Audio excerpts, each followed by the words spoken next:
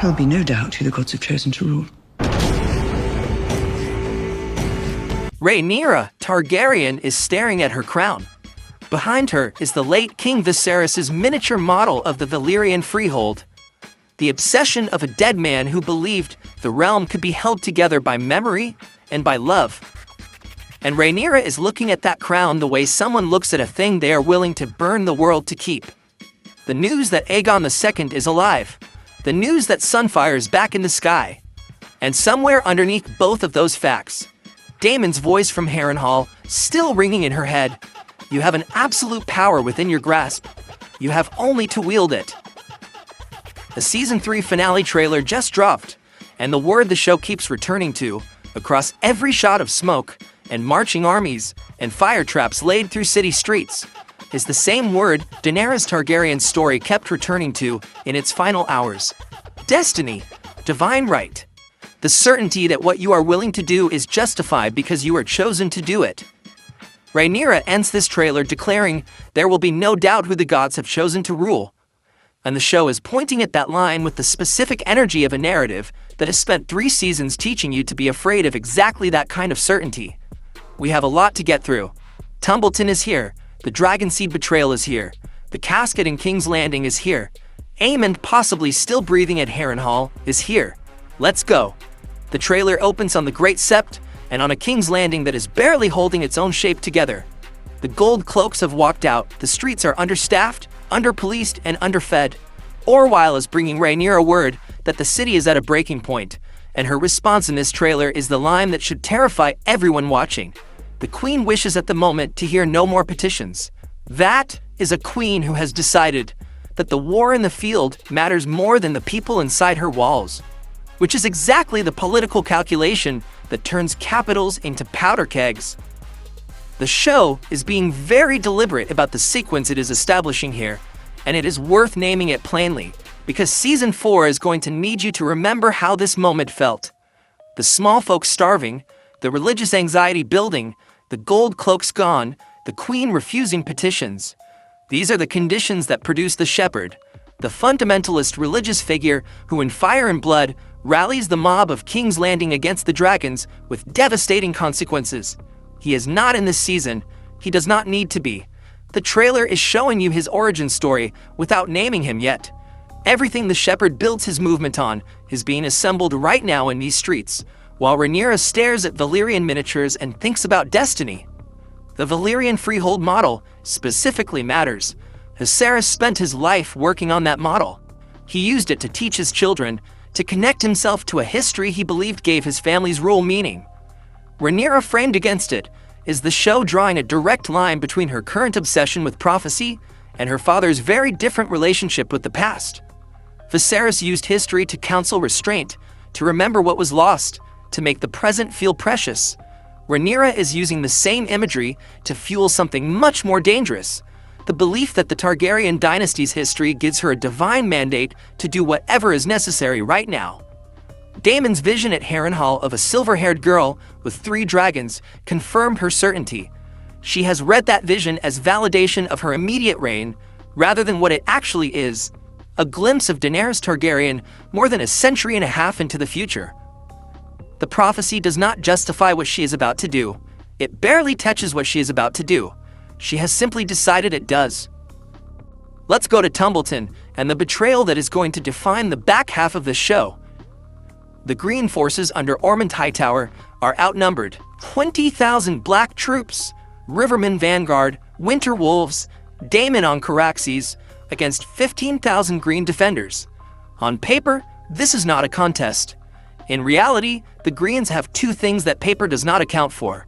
Extensive fire traps laid throughout the city streets, which means every advantage the Black ground forces have in numbers can be neutralized by terrain, and the Dragonseeds, Ulf White and Hugh Hammer, both of them flying dragons Rhaenyra depends on to maintain aerial superiority, both of them about to turn. The trailer shows Daeron speaking quietly of a plot hidden even from members of his own family, which is the show confirming that the conspiracy to flick the Dragonseeds has been in motion long enough that it is now operational rather than theoretical. Ulf was handled in Episode 7. Ormund offered him Driftmark, and Ulf's ego accepted, before his loyalty could object. Hugh Hammer's situation is more complicated and more emotionally loaded, given that his wife was inside Tumbleton, given that his motivations have always been personal rather than political, given that everything he chose in this war was chosen for someone rather than for a cause. When those two dragons turn on the Black Infantry mid-battle, Daemon's strategy evaporates in real time. The aerial advantage he brought to Tumbleton becomes the aerial advantage destroying his own ground forces.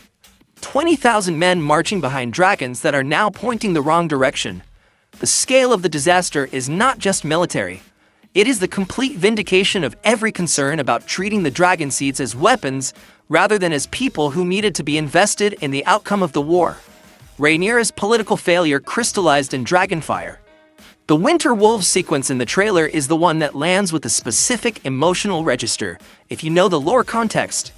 Daemon at the war camp, asking Roderick Dustin whether he and his men are still prepared to die for the Queen. Dustin's response, "Can I fucking wait?" is delivered with the specific energy of a man who means it in the most literal possible sense. Because the Northern custom embedded in this storyline is genuinely one of the darker traditions the world of Ice and Fire has produced. During harsh winters, when resources were scarce and survival required hard arithmetic, elderly and unneeded men would march south to die in honorable battles so their families could survive on what remained. The Winter Wolves are not fighting out of loyalty to Rhaenyra specifically. They are fighting because dying here is the plan. They came south to die well, and Daemon is the instrument of that purpose.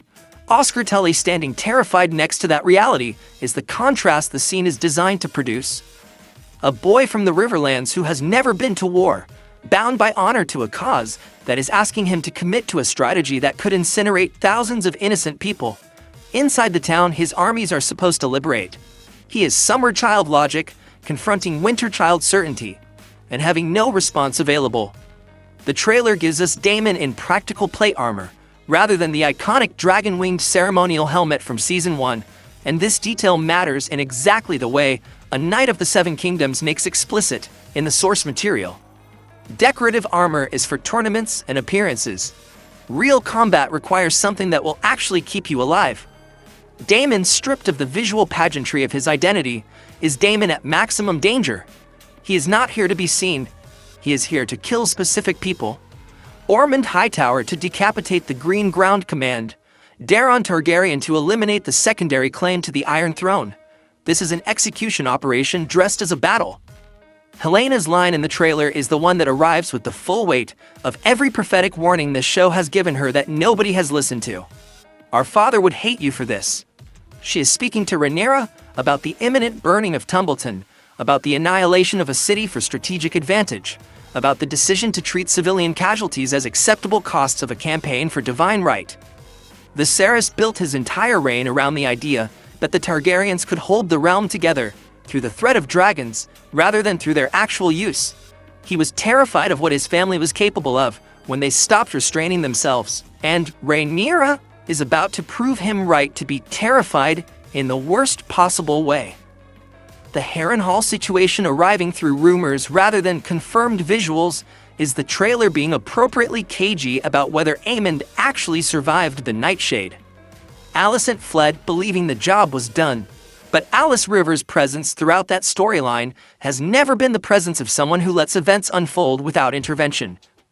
If Aemond is alive, and the Frey vanguard arriving at Harrenhal to claim an apparently empty castle walking into Vhagar suggests strongly that he is, then Alicent has failed at the one thing she decided was necessary, and her son is now deeper in Alys River's debt than he has ever been. Saved twice by the same woman. That is not a coincidence, that is ownership. The Frey detail is satisfying in the specific way that House Frey moments always are. The opportunists arriving to claim something valuable the moment it appears undefended, discovering too late that it is not undefended at all. Vhagar at Harrenhal is not an abandoned asset. She is a weapon waiting for something to arrive that deserves to be destroyed. The casket being carried through King's Landing by Alan of Hall is the trailer's most deliberate mystery, and the evidence points toward Corlys Velaryon in ways that book readers will recognize immediately. Corlys at this point in the source material is at the end of his long life. The sea snake finally becalmed. His death removes the Black Fleet's most experienced and most respected leader at exactly the moment the war is about to require naval capability. It is the kind of loss that does not announce itself dramatically. No battle death, no enemy action, just a man's body finally agreeing with time while everyone else was busy with the dragons. The trailer closes on Rhaenyra's declaration that there will be no doubt who the gods have chosen to rule. And if you have been watching this show carefully for 3 seasons, that line should feel exactly the way it feels when a character in a tragedy says the thing that marks the point of no return. Certainty in Westeros is not a virtue.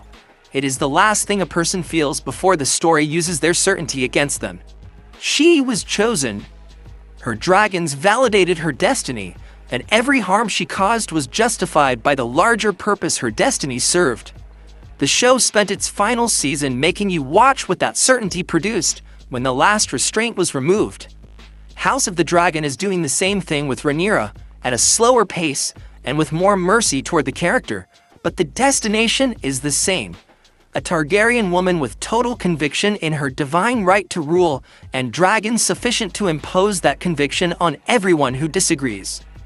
The small folk are already starving, the gold cloaks are already gone, the shepherd is already being assembled from the raw materials of Rhaenyra's political failures.